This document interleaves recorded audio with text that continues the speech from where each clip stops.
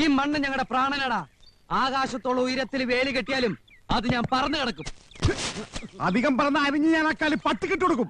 ഈ കാല് തിന്നാൻ ഒരു പട്ടിയും അവിടെ വളർന്നിട്ടില്ലടാ. ബെസ്റ്റ് കാല്. പോടാ.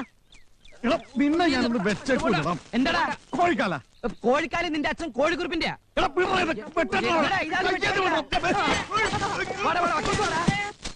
സകലതും ഇപ്പൊ തമ്മിൽ തല്ലി തല ധരിച്ച് വീഴൂല്ലോ എന്റെ ഭഗവതി.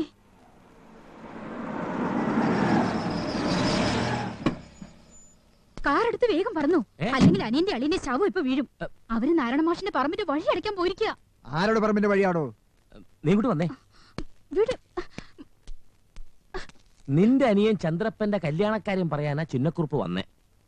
കുറെ കാലം വട്ടമിട്ട് നടന്നിട്ട ഈ കാട്ടുപൊത്തിനെ ഞാനൊന്ന് തളപ്പിട്ട് പിടിച്ചത്. അപ്പോഴാ അവിടെ ഒരു അയാളുടെ മുമ്പിച്ചനെ പറയണോടി പോത്തെ. കല്യാണത്തിന് മാല ഇടുമ്പോ ചെറുക്കന്റെ കഴുത്തിൽ തല കണ്ടില്ലെങ്കിൽ ഈ പറഞ്ഞ ചിന്നക്കുറിപ്പ് വെറുതെ ഇരിക്കുവോ? ഇരിക്കുമെങ്കിൽ നിങ്ങൾ പോണ്ട.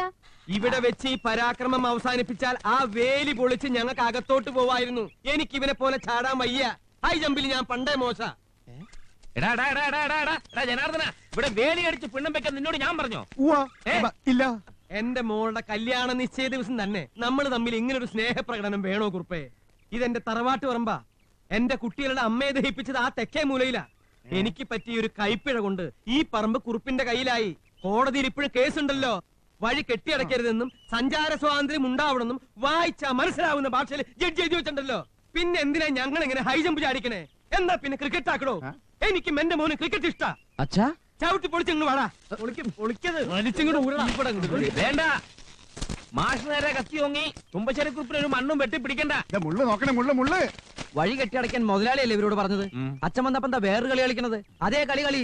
അല്ലെങ്കിൽ ഞങ്ങൾ കളി മാറ്റും. കേട്ടോ മാഷെ, ഇവന്മാർ ചെയ്തത് തെറ്റ്. അതിന് ഞാനൊന്ന് താണു തന്നു. ഞാൻ താണു തന്നപ്പോ ഇവരെന്റെ മേലെ കയറുന്നത് അത്ര ശരിയല്ല. ഇറങ്ങാൻ പറ.